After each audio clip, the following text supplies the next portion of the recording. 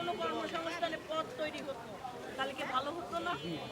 আগামী দিনে আমাদের নেতা তারেক রহমান বলেছেন যে আমরা শ্রমজীবী মানুষের নতুন নতুন কর্মসংস্থানের পথ তৈরি করব, প্রশিক্ষণ দেব। আপনার মধ্যে যে শিক্ষা আছে, যে দক্ষতা আছে, মানে যে সুপ্ত প্রতিভা আছে, ওই প্রতিভাগুলোকে আমরা সামনে নিয়ে এসে আপনাকে প্রশিক্ষণ দিয়ে বিকল্প কর্মসংস্থানের পথ তৈরি করবো, যাতে আপনি এইটার পাশাপাশি আর একটা কর্মসংস্থান যদি আপনি ঘরে বসে আপনি যদি ভালোভাবে করতে পারেন তাহলে আপনি উপকারিত হবেন না?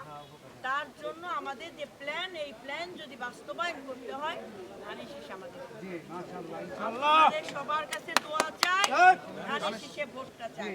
12 তারিখ সারাদিন আপনি বলেন, কেউ বলবেন না। 12 তারিখ সারাদিন আমরা সবাই দেওয়া হব ধানের শীষে। আমরা সবাই খালেদা হব, আমরা সবাই তারেক হব, আমরা সবাই বয়স্ক হব। ভালো থাকবেন।